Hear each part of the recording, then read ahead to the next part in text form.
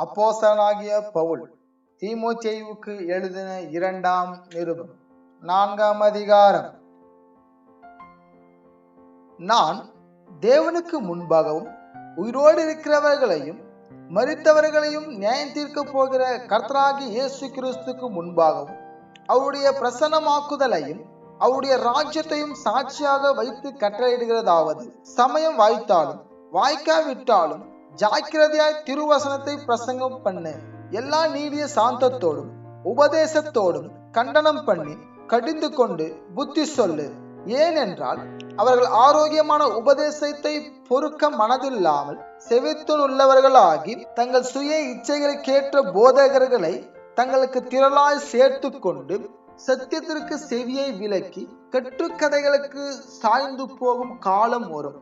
நீயோ எல்லாவற்றிலும் மனம் தெளிவுள்ளவனாயிரு. தீங்கு அனுபவி, சுவிசேஷகனுடைய வேலையை செய், உன் ஊழியத்தை நிறைவேற்று.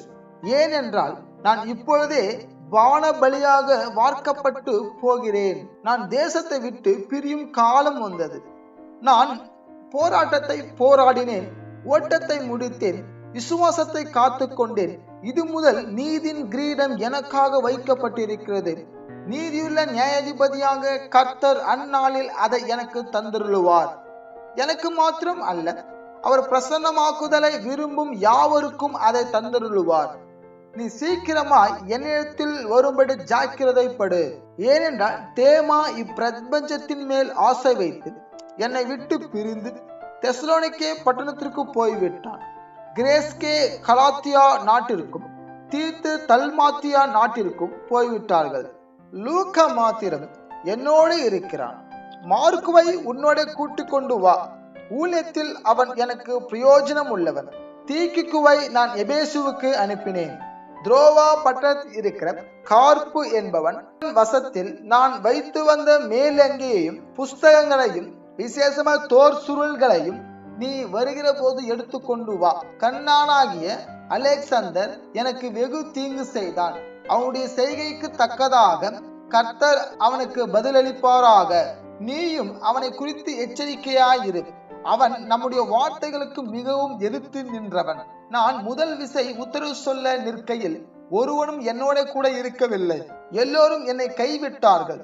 அந்த குற்றம் அவர்கள் மேல் சுமராதிருப்பதாக. கர்த்தரோ எனக்கு துணையாக நின்று என்னாலே பிரசங்கம் நிறைவேறுவதற்காகவும் புறஜாதியார் எல்லாரும் கேட்கிறதற்காகவும் என்னை பலப்படுத்தினார். சிங்கத்தின் வாயிலிருந்து நான் ரட்சிக்கப்பட்டேன். கர்த்தர் எல்லா தீமை நின்றும் என்னை ரட்சித்து தம்முடைய பரம ராஜ்யத்தை அடையும்படி காப்பாற்றுவார். அவருக்கு சதா காலங்களிலும் மகிமை உண்டாவதாக. ஆமென். பிரிஸ்காலுக்கும் ஆக்கில்லாவுக்கும் ஒனேசிப்போருவின் வீட்டாருக்கும் என் வாழ்த்துதலை சொல்லு. எரஸ்து கொரிந்து பட்டணத்தில் இருந்து விட்டான். துரோபீமுவை மிலேத்துவில் வியாதிப்பட்டவனாக விட்டு வந்தேன். மாரி காலத்துக்கு முன் நீ வந்து சேரும்படி ஜாக்கிரதைப்படு. ஐப்பூலுவும் புதேஞ்சும் லீனுவும் கலவுதியாலும் மற்ற எல்லா சகோதரர்களும் உனக்கு வாழ்த்துதல் சொல்லுகிறார்கள்.